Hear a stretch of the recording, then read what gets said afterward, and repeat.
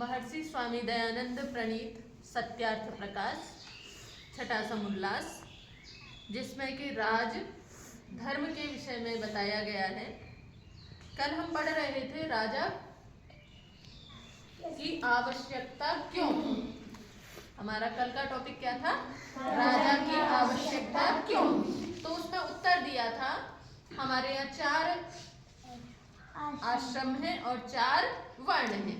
उन चारों आश्रमों के और चारों वर्णों के कर्तव्य कर्मों का पालन कराने के लिए राजा की आवश्यकता होती है।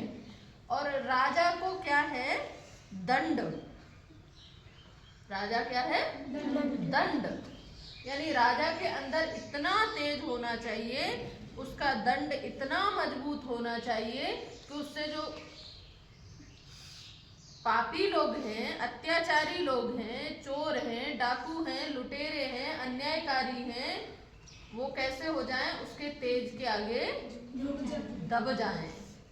राजा के जो कल्पना की है उसमें देवताओं का तेज लिया है कि इन देवों का तेज जो है राजा के अंदर हो। जैसे जिसमें क्या है? इंद्र है, वरुण है, यम है, सूर्य है, अग्नि है, वरुण है, चंद्र है, कुबेर है।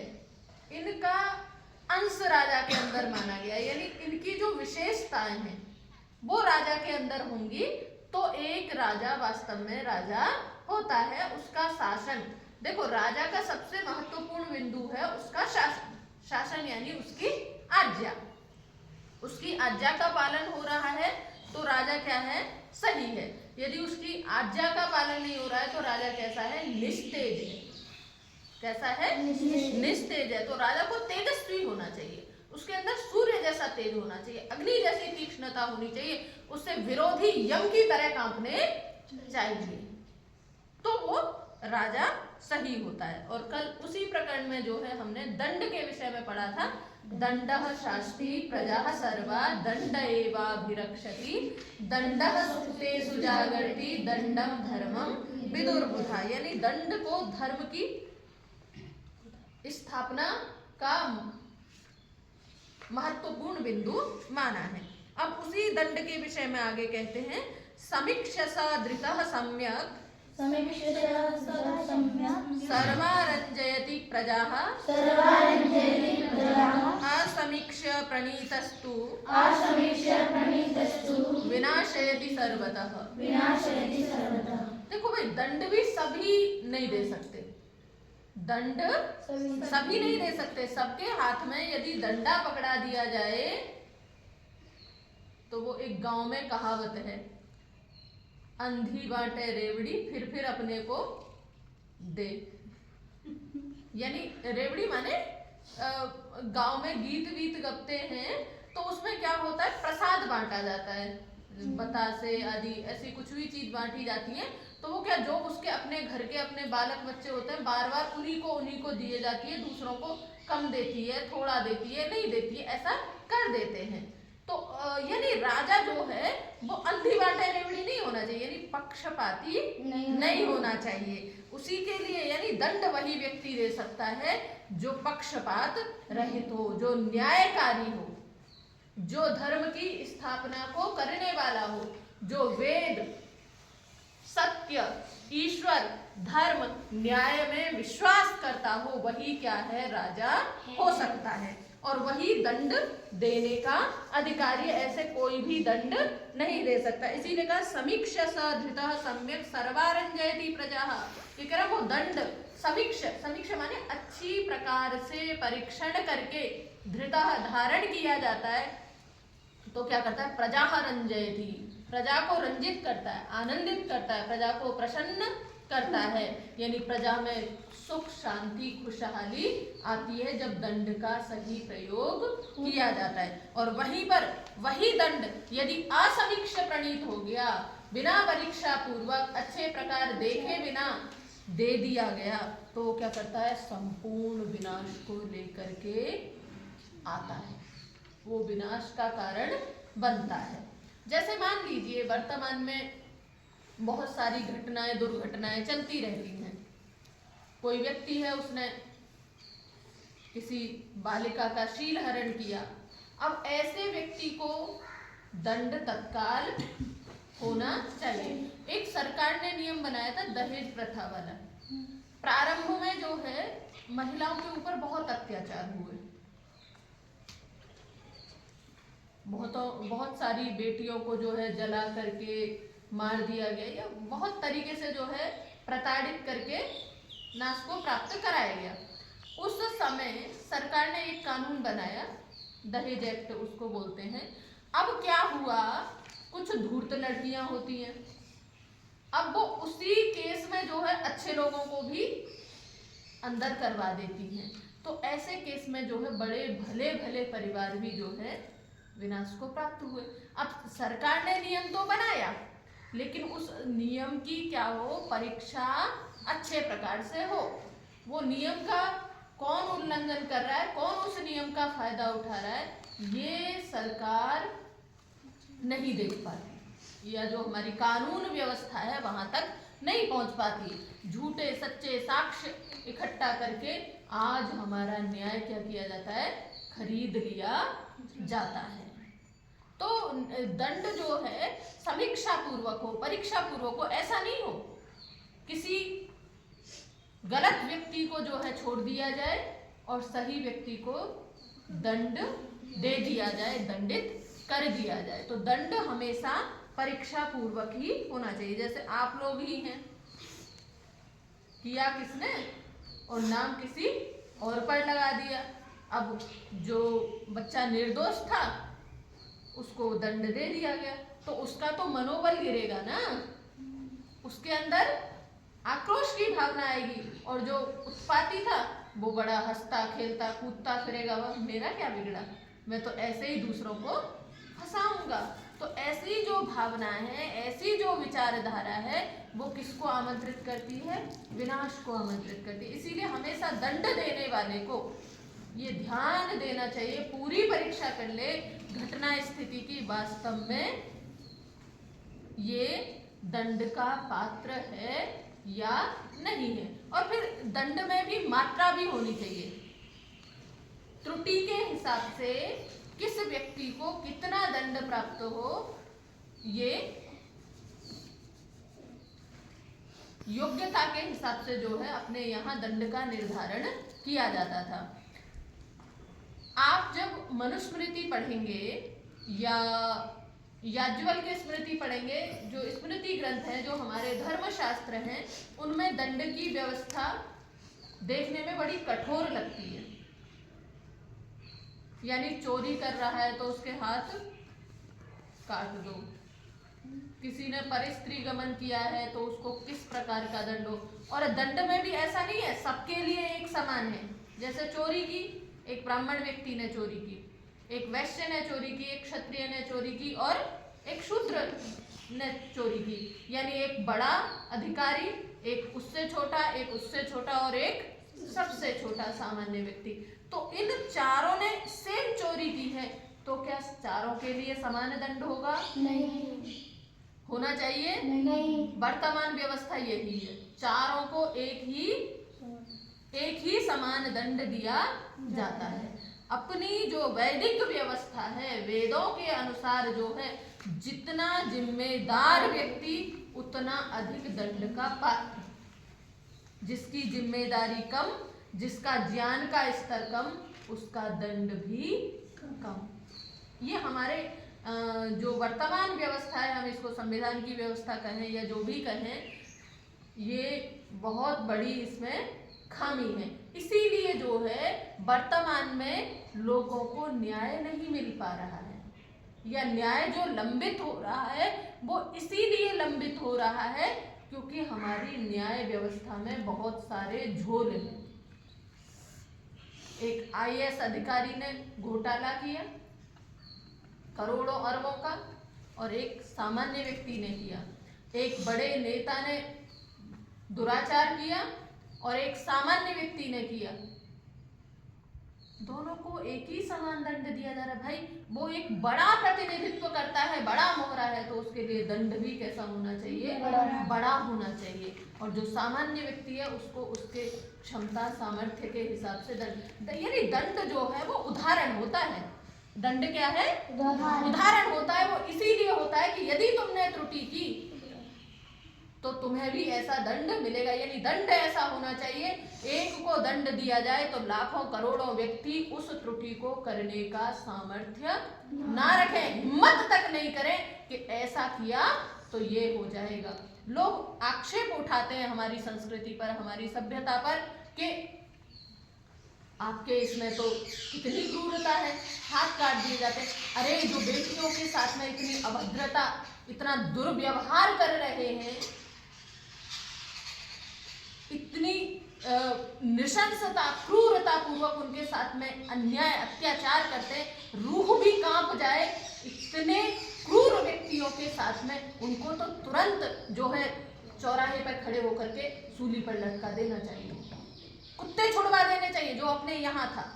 आजकल क्या है, केस लंबे लंबे लंबे लंबे चलते रहते हैं। इसीलिए जो है ये दुराचार की घटनाएं, व्यभिचार की घटनाएं, चोरियों की घटनाएं, एक्सीडेंट की घटनाएं, इसकी उसकी, इसीलिए क्या है बढ़ रही है, क्योंकि दंड जो है लोगों के हिसाब से क्या हो गया है, सस्ता हो गया है। और दंड क्या है, न्याय जो है वो खरीदा जा सकता है। इसीलिए समाज जो है सुव्यवस्थित नहीं हो रहा है। उत्तर प्रदेश में जब हम पहले पढ़ते थे, हम अलीगढ़ कई बार जाते थे परीक्षा देने के लिए, तो आए दिन छीना झपटी की, इसकी उसकी घटनाएं चलती रहती थी। इसका पर्स छीन लिया, उसका पर्स छीन लिया। जब से माननीय मुख्यमंत्री योगी आदित्यनाथ जी आए हैं, तब से बड़ी ही शांति है। मतलब कभी हम रात्रि में सफर करने के बारे में सोच नहीं सकते थे कि हम चले जाएं, क्योंकि कुछ भी आपके साथ में हो सकता था। लेकिन अब बड़ी ही शांति से कभी भी किसी भी समय आओ, किसी भी समय जाओ। अब तो हमारा रोज ही आना जाना ऐसा ही रहता है। तो यानी इतनी सुरक्षा, इतनी व्यवस्था किसके कारण से हुई? शासन व्यवस्था पहले भी थी, मुख्यमंत्री भी वही थे, पुलिस प्रशासन भी वही था। कारण क्या था? दंड का भय नहीं था। अब क्या है? दंड का भय है। इसीलिए चोरी, डकैती आदि आदि की घटना उत्तर प्रदेश में, मैं ये नहीं कहूँगी खत्म हुई है, लेकिन पहले की अपेक्षा बहुत ज्यादा कम हो गई है। यदि पूर्व का उत्तर प्रदेश देखें और हम वर्तमान का उत्तर प्रदेश देखें तो बहुत ही सुशासन व्यवस्था जो है माननीय हमारे योगी आदित्यनाथ जी के काल में है। राजा को कहते हैं राजा कालस्य कारणम। राजा क्या है? काल का कारण है। यानी राजा जैसा होगा प्रजा वैसी ही होती है। प्रजा राजा का अनुकरण करती है, यानी नेता का अनुकरण करती है। यदि नेता भयभीत करने का सामर्थ्य रखता है, नेता सुमार्ग पर चलाने का सामर्थ्य रखती है, तो प्रजा निश्चित चलेगी। यानी राजा हमारा धार्मिक है, राजा हमारा सत्यवादी है, तो प्रजा भी वैसी ही हो जाएगी। एक आधे होते हैं वो उत्पाती, तो उनकी व्यवस्था हो जाती है, या वो दब करके, भय से डर करके रहते हैं, उत्पात नहीं मचाते हैं। इसीलिए दंड जो प्रणेता है वो कैसा होना चाहिए? समीक्षाकारी होना चाहिए। जो दंडनीय है उन्हीं को दंड देने वाला होना चाहिए। और कह रहे हैं दुष्ययुः सर्ववर्णाश्च भिद्येरन् सर्वसेतवः सर्वलोक प्रकोपश्च भवेत् दंडस्य विभ्रमान्। ये कह रहे दंड का विभ्रम यदि हो गया, दंड का विभ्रम यानी गलत दंड यदि दे दिया गया, तो कह रहे सारे वर्ण कैसे हो जाएंगे? दूषित हो जाएंगे, छिन्न भिन्न हो जाएंगे, यानी उनमें विकृति आ जाएगी। और ये हम वर्तमान में बहुत प्रत्यक्ष रूप से देख रहे हैं।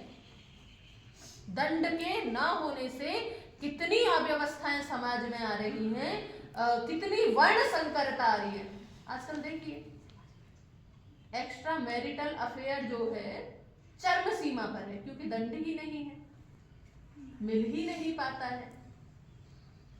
समलैंगिकता अपने समाज में आ गई है, जो कि भारतीय संस्कृति पर देखें, या जो ईश्वर ने एक प्रकृति बनाई है, मनुष्य की, स्त्री की प्रकृति बनाई है, जो एक सामाजिक संरचना हमारे ऋषि मुनियों ने प्रदान किया है, उसके ऊपर सीधे सीधे कुठाराघात है।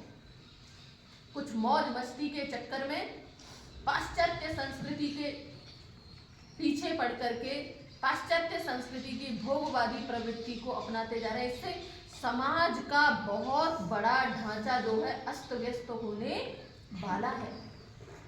बहुत बड़ी दुर्व्यवस्था जो है समाज में खड़ी होने वाली है।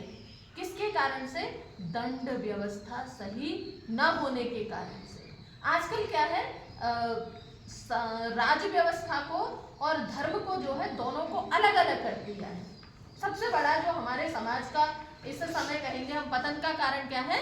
धर्म और राज व्यवस्था दोनों अलग है। हमारी नीति ही क्या है? धर्मनिरपेक्ष बोलते हैं ना, धर्मनिरपेक्ष राजनीति। अब वो जब राजनीति धर्म में हस्तक्षेप ही नहीं कर सकती तो समाज का क्या होगा वो तो देख ही रहे हैं।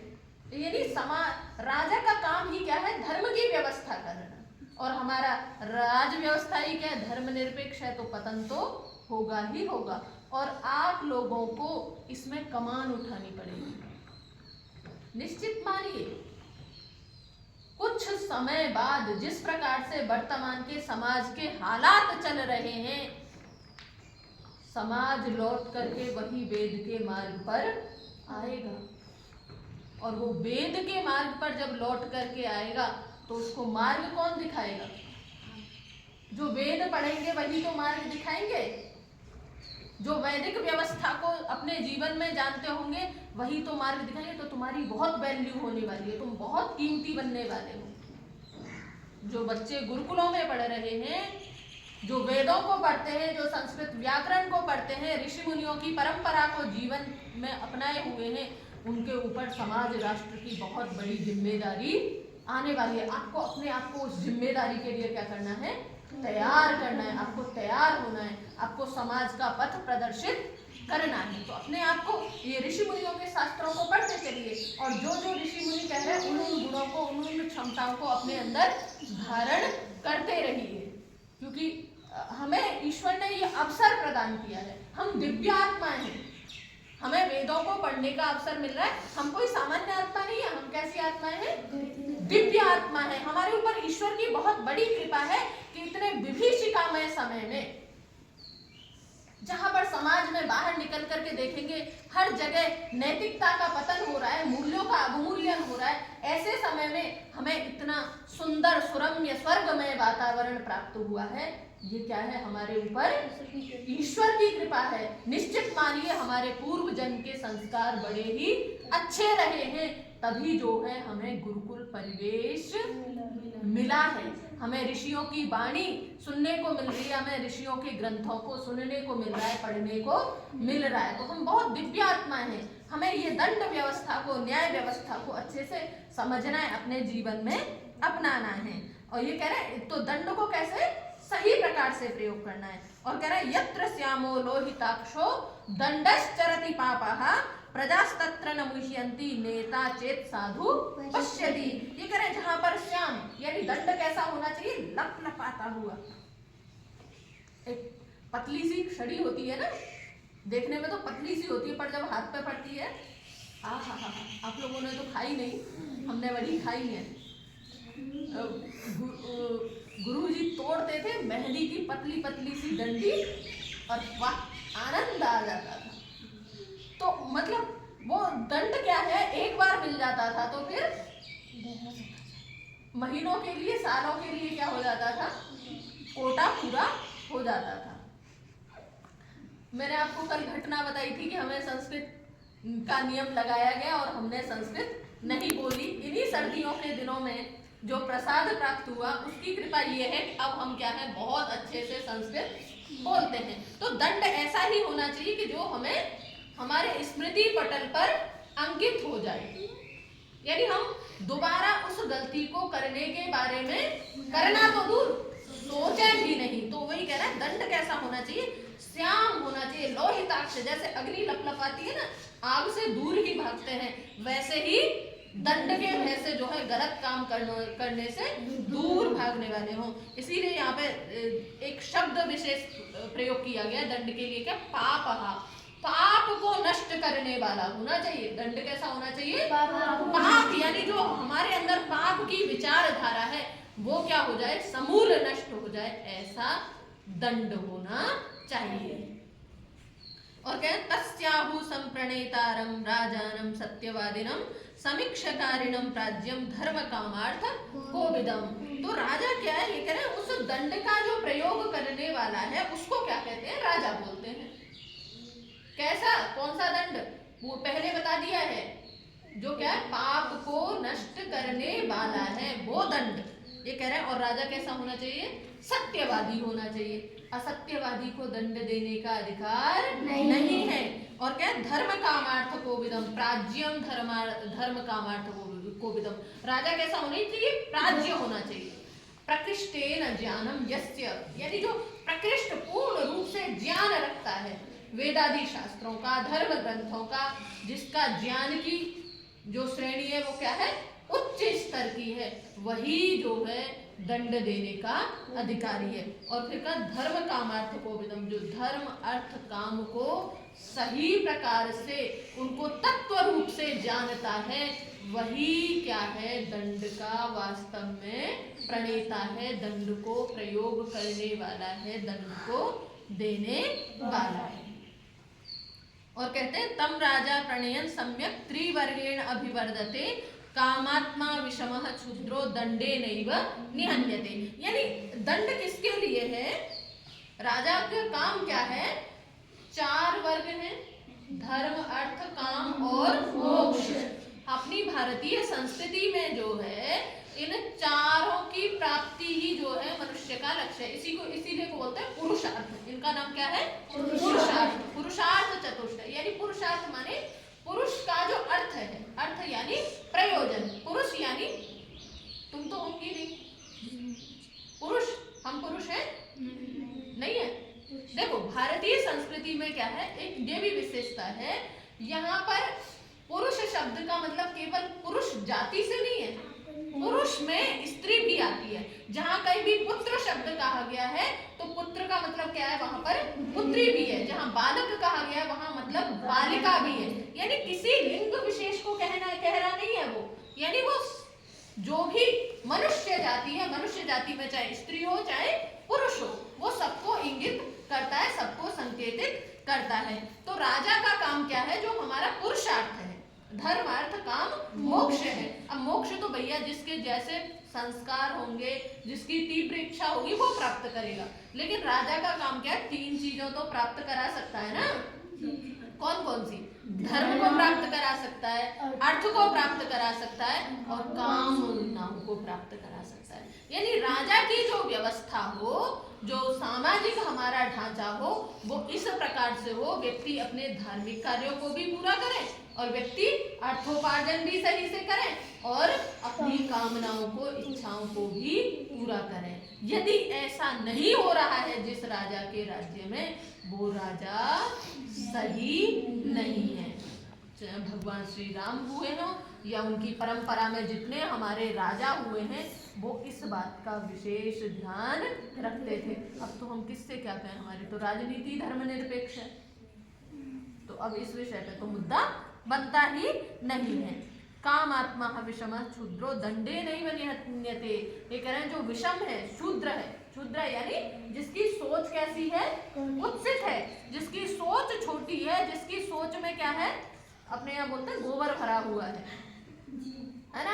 यानी जिसकी सोच में वेद नहीं है, जिसकी सोच में विद्या नहीं है, जिसकी सोच में धर्म नहीं है, वो क्या है? दंड के द्वारा मारा जाता है। तो आज के लिए इतना ही। सभी अपने जीवन को उन्नत बनाएंगे, सार्थक बनाएंगे।